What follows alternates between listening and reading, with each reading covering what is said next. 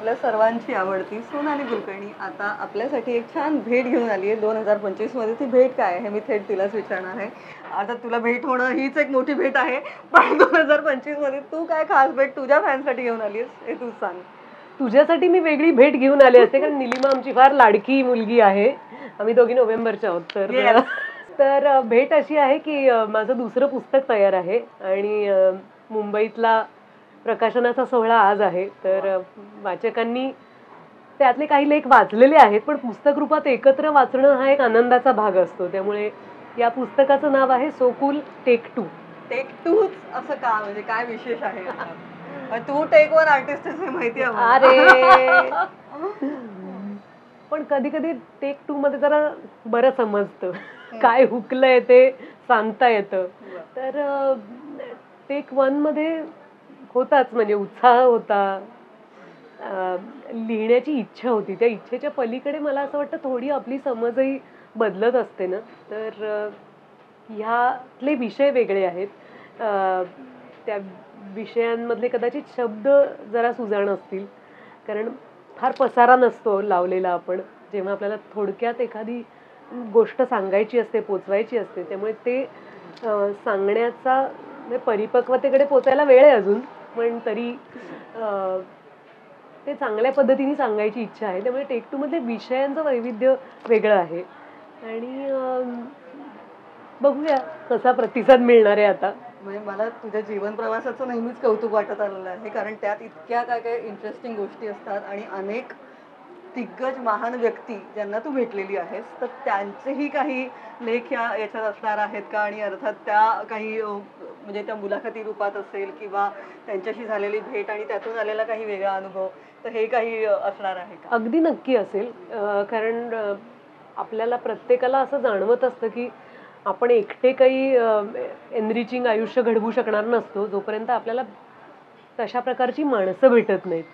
तर मी एक पुण्यातल्या एका साध्या घरात जन्माला आलेली मुलगी आहे आणि माझा एक फार चांगल्या अर्थानं साधा प्रवास होऊ शकला असता, पण मला पंडित सत्यदेव दुबेंसारखे गुरु भेटले, राजाभाऊ नातूंसारखा एक विचारांना चालना देणारा संघटक भेटला.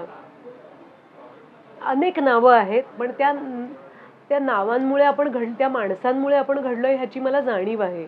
आणि ते लिहिण्याच्या ओघात प्रत्येकाबद्दलच काही ना काही अनेक्डोट्स म्हण किंवा छोटे छोटे प्रसंग नमूद केलेले आहेत. पण एक मी सांभाळलंय, म्हणजे त्याचा मला कधीच इश्यू करायचा नव्हता. काही काही वेळेला त्यांच्याशी आपली ओळख आहे म्हणून आपण मोठे समजायला लागतो आपल्याला.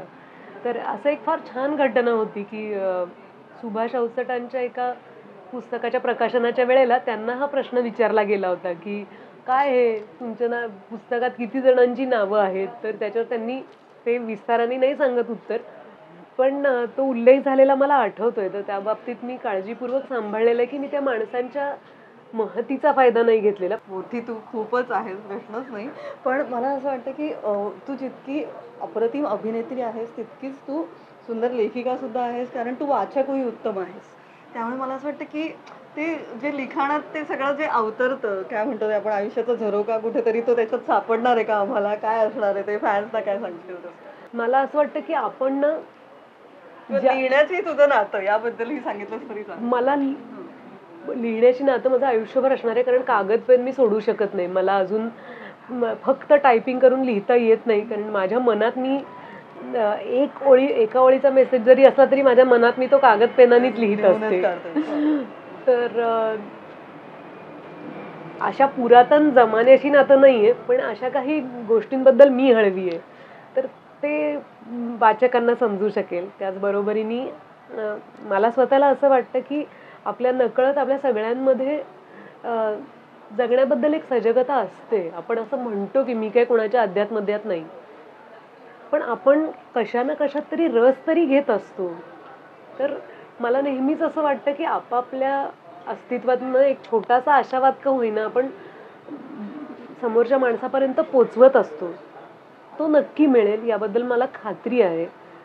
आणि अजून पुस्तक पोचतंय, त्यामुळे मी गॅरंटी देण्यापेक्षा मला प्रतिसाद काय येणार आहे याबद्दलची उत्सुकता जास्त आहे. त्यामुळे प्रेक्षक हो आणि वाचक हो, मला नक्की सांगा कसं वाटतंय पुस्तक. नक्कीच. फक्त जाता जाता मी एवढंच विचारेन की ही लिखाणाची आवड अगदी लहानपणापासून होती किंवा मग ते अगदी डायरी रूपात असेल का? हे हे जे, कारण हे लेख वेगळे आहेत, त्याच्यात कुठेतरी सोनाली डोकावते, ते सुकुलपणा आम्हाला दिसतो त्याच्यात.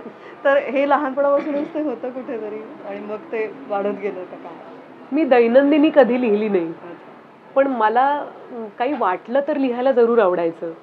तर ते कधी कधी म्हणजे ती एक छोटी छोटी कविताच असते आपापली, की काहीतरी घडतं वा. आणि त्याबद्दल आपल्याला काहीतरी वाटतं, मग आपण लिहितो. तर फार रेग्युलरली मी काय लिहिलं असेल क्वचित कधीतरी, तर पैसे नसताना मी हिशोब फार नीट लिहायचे. तर आकड्यांची आता मी थोडीशी आकड्यांपासून लांब आली आहे, की हिशोब काय, बेहिशोबी जगलेलं बरं असतं. आता किती रुपयाचं काय घेतलं याच्या पलीकडे कुठली भावना कशी पोचवली हे फार महत्त्वाचं आहे.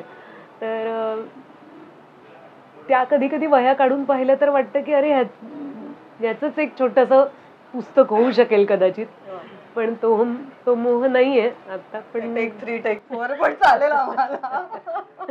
पण कविता आहेत आणि मला लिहायचं तर खूपच आहे, प्रश्नच नाही. मला माझ्या सिनेमा नाटकाच्या संवादांमध्ये पण खूप रस असतो. तो बदलण्यापेक्षाही ते का लिहिलं गेलंय हे फार महत्वाचं आहे दिग्दर्शकाकडून समजून घेणं. कविता आहेत असं म्हणल्यानंतर आता कविता ऐकल्याशिवाय कसं जावं इथे? अगं नाही नाही, मला माझ्या कविता पाठ नाहीयेत निलिमा. हरकत नाही, त्यासाठी आम्हाला टेक 2 वाचावं लागेल कदाचित.